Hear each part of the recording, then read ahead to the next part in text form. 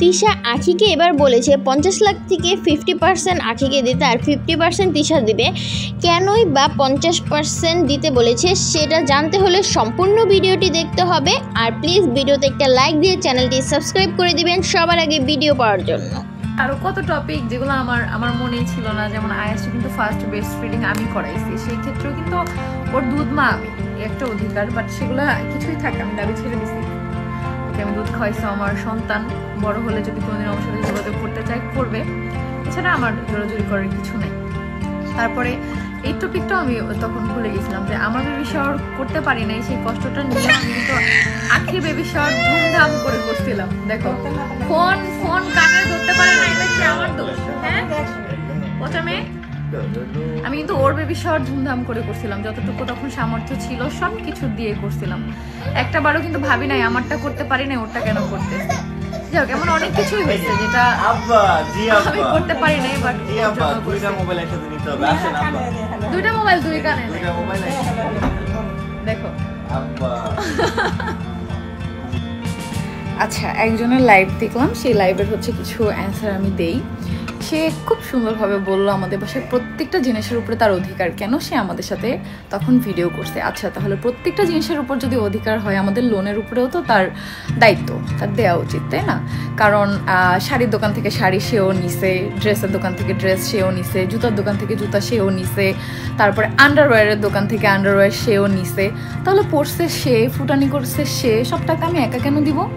তো সব কিছুর উপরে যদি ভাগ থাকে, ফার্নিচার যখন কেনা হয়েছে, খাটে ঘুমাইছে সে, তারপর হচ্ছে আলমারিতে কাপড় চোপড় রাখছে সে, ড্রেসিং টেবিলে সাজছে সে, সব কিছুই করছে, সব কিছুতেই তার অধিকার। তাহলে এখন টাকা কেন আমি একা দিব? কেন সে 50% টাকা দিবে না? সমান সমান যদি সব অধিকার হয় তাহলে সমান সমান ভাগ কেন হবে না? মানে ফুটানি করে গেছে, গাড়িতে ঘুরে গেছে, ফোন চালায় গেছে, সব কিছু করে গেছে, এখন যখন আমরা একটা প্রবলেমে পড়ছি, এখন সব কিছু দিব আমরা, টাকা পয়সা লেনদেন সব দিব আমরা, কিন্তু তাকে সেই প্রোডাক্টগুলো পাঠিয়ে দিব। মানে লজ্জা লাগে না এগুলো বলতে, যে এই বাসার প্রত্যেকটা জিনিসের উপরে তার অধিকার? জামাইয়ের উপরেই অধিকার নাই, সে আবার মানে জিনিসপত্রের উপর অধিকার খাটাইতে আসছে। তো আপা, আপনি যে এখানে ফুটানি করে গেছেন, যেই দোকানে টাকা পায় সেগুলো আপনি পাঠিয়ে দিয়েন, আপনি তো আর্নিং করেন। এগুলো তো আপনি যাওয়ার পর আমার ঋণ হয় নাই, তাই না? যে আমি একা একা আয়না করছি, এটা ভ্লগেও সবাই দেখছে যে আমি যেটা পড়ছি আপনিও সেটা পড়ছেন। ভিতরের জিনিস তো মানুষ দেখে নাই, তাহলে ওটাও দেখতো যে ওইটাও সেমই, দুইটাই কেনা ছিল সব কিছু। হ্যাঁ, তাহলে কেন আমি একা ঋণ দিব? আপনি যেহেতু সমান সমান সবকিছুতে অধিকার, তাহলে আপনি অর্ধেক ঋণ পাঠিয়ে দেন, তারপর আমি আপনার প্রোডাক্টগুলো দিয়ে দিব। আর নয়তো নির্লজ্জের মতো এগুলো চাইেন না।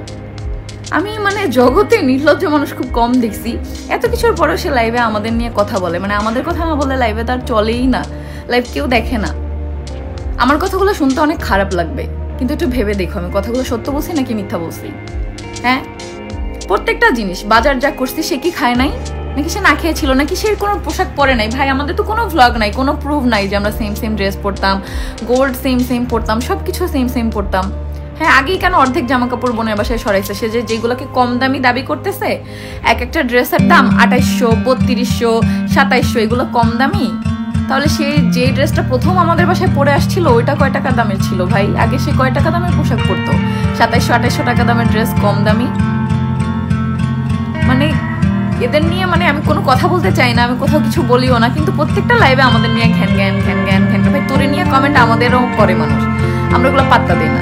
কিন্তু তোর আমাদের নিয়ে কমেন্ট না পড়লে ভাত হজম হয় না, আল্লাহ বিচার তোর করবে, তুই দেখবি। আমার আম্মুরে বলছিলি না ডিভোর্স হয়েছে, আমার আম্মুর তো একটা ডিভোর্স হয়েছে, এই জন্য আমার আম্মুর খারাপ, তোর অলরেডি 2টা ডিভোর্স হয়ে গেছে, তার মানে তুইও খারাপ। ডিভোর্স হলে যদি মানুষ খারাপ হয় তাহলে তুই তার থেকে বড় খারাপ, এটাই আল্লাহর বিচার।